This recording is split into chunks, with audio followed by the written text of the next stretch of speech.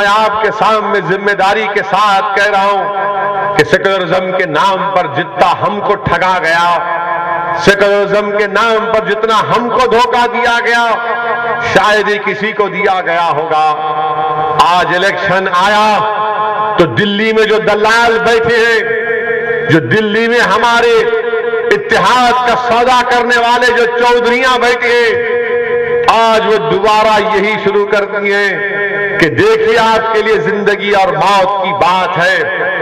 یقیناً میں آپ کے سامنے ڈرا کر ووٹ حاصل نہیں کرنا چاہتا ہوں۔ ارے ایسے کئی واقعات اور ایسے کئی حکومتیں آئیں اور چلی گئیں، مگر ہم کو ڈر کر ووٹ نہیں دینا ہے مجلس اتحاد المسلمین کو۔ ہم کو سیکولرزم کے جھوٹے نعرے پر مجلس کو ووٹ نہیں دینا ہے، نہ ان تمام پارٹیوں کا ساتھ دینا ہے، بلکہ میں آپ کے سامنے کھڑے ہو کر پورے اعتماد کے ساتھ اور ذمہ داری کے ساتھ یہ عرض کر رہا ہوں کہ آپ بے خوف ہو کر مجلس کو ووٹ دیجئے۔ آپ محبت کو اور اپنے آپ کو مجلس سے وابستہ ہو کر ووٹ دیجئے۔ اور میں آپ سے وعدہ کر رہا ہوں کہ ہماری جماعت نے ہمیشہ فاشسٹ طاقتوں کا مقابلہ کیا، فرقہ پرستی کا مقابلہ کیا۔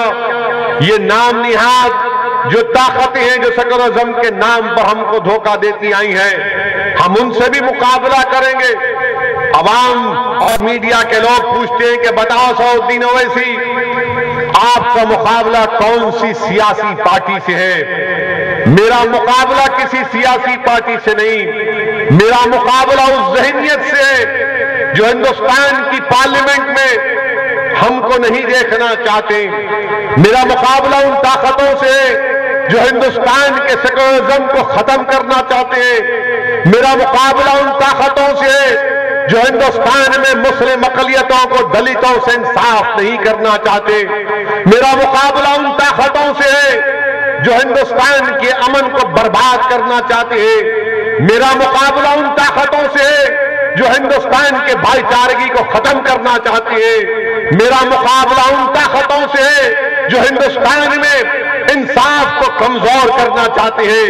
میرا مقابلہ ان طاقتوں سے ہے جو ہماری شخصیت، ہماری کلچر کو تبدیل کرنا چاہتے ہیں۔ ہمارا مقابلہ ان طاقتوں سے، یاد رکھو، اگر کوئی آ کر مجھ سے کہے گا کہ ہندوستان میں دو قومی پارٹیاں ہیں، میں کہوں گا ہرگز نہیں۔ وہ لوگ کہیں گے کہ دو نیشنل پارٹی ہیں، ایک کانگریس اور بی جے پی، میں کہوں گا نہیں، اس لیے کہ ایک بی جے پی ہے اور دوسرا 1.5 بی جے پی ہے۔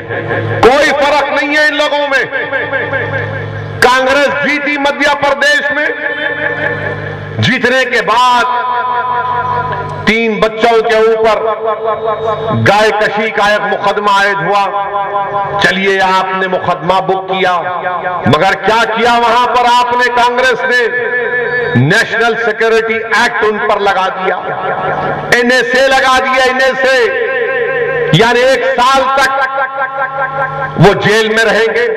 یعنی بی جے پی جو کام کرتی تھی آپ نے جاری رکھا اس کو، اور جب لوگوں نے سوال کیا، تنقید کی، تو کانگریس کے حکومت کرنے والے حکمرانوں نے کہا کہ دوبارہ پھر لگائیں گے اگر ایسا ہوگا تو۔ آپ اندازہ لگائیے۔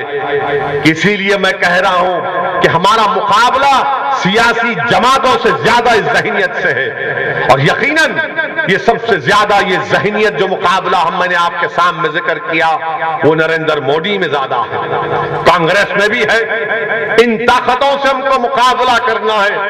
ہندوستان میں ہم کو اپنی شناخت کو برقرار رکھنا ہے، اور کیسے برقرار رکھیں گے؟ صرف نعرے تکبیر کے نعروں سے رکھ دیں گے، یا آنکھ سے آنسو بہا کر، یا ڈر کر اپنے گھر کے دروازوں کو بند کر کے، یا پھر مصلحت کے نام پر بزدلی کو اختیار کریں گے؟ نہیں میرے بھائی، ہم کو جمہوریت کو استعمال کرنا ہے، اور جمہوریت آپ کو اس بات کی اجازت دیتی ہے کہ آپ اپنے ووٹ کی طاقت کے اوپر اپنے نمائندوں کو کامیاب کریں، اور کامیاب کرنے کے بعد اس نمائندے کا کام یہ ہوتا ہے کہ وہ عوام کے مسائل کی ترجمانی کرتے رہے، ہندوستان کے اس کمپوزٹ کلچر کو مضبوط کرے، یہ ان تمام فرقہ پرست طاقتوں سے بے باکی کے ساتھ مقابلہ کریں۔ میرے عزیز دوستوں اور بزرگوں، آج ہم دیکھتے ہیں کہ ہندوستان کے وزیر اعظم اب ایک نیا اپنے آپ کو خطاب دیے ہیں۔ ہم تو سمجھ رہے تھے کہ ملک آزاد ہونے کے بعد جنگ ڈولاؤں کی حکومت ختم ہو گئی، اب کوئی اپنے آپ کو خطاب یا القابات سے نہیں نواز سکتا، مگر ہم کو نہیں معلوم تھا کہ 70 سال کے بعد ہندوستان کے وزیر اعظم اپنے آپ کو وزیر اعظم نہیں بلکہ چوکیدار پکاریں گے۔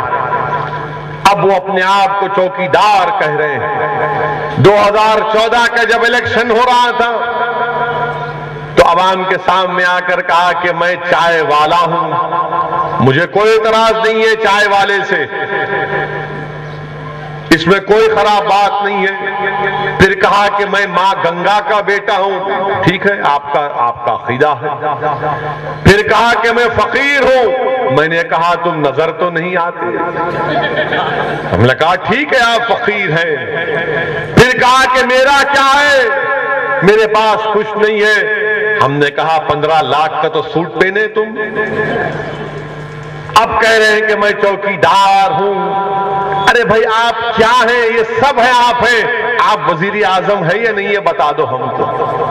وزیر اعظم بھی ہے نہیں آپ اندازہ لگائیے۔ آج کہتے ہیں چوکیدار ہیں۔